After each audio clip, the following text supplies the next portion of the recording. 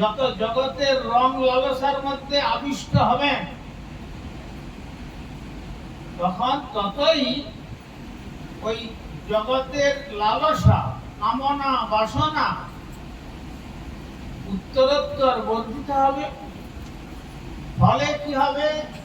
तुलसीदास বলেছেন, जहाँ काम तहाँ नहीं राम, और जहाँ राम तहाँ नहीं काम, जैसा रवि रजनी दोनों ना मिले इकट्ठा।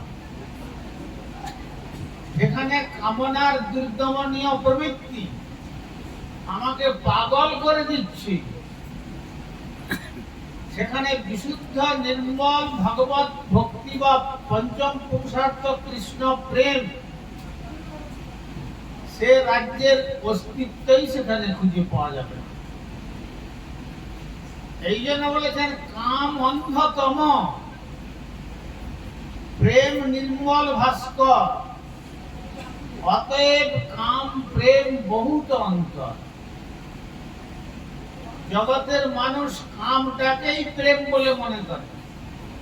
বিশেষ করে কর্মজড় স্মার্ত দুনিয়া, এই যে আউল বাউল, কর্তাবাজার, নেড়া, দরবেশ, সাই, সহজিয়া, সতীভেদী, স্মার্ত, জাত গোসাই, প্রতিবাড়ী, চূড়াধারী, গৌরাঙ্গ নাগরী, তোতা কহে এই 13 দুঃসঙ্গ নাই। মহাপ্রভু বলেছেন, অসৎসঙ্গ ত্যাগ এই বৈষ্ণবাচার। যদি আমাদের মঙ্গল লাভ করতে হয়, সর্বপ্রকারে অসতের সঙ্গ থেকে আমাদের দূরে থাকতে হবে, আর সৎসঙ্গ গ্রহণ করতে হবে। আর যদি সৎসঙ্গেতে কোনো জীব আকৃষ্ট হন, তখন জগতের রূপ রস কনক কামিনী তাকে স্পর্শ করতে পারবে না।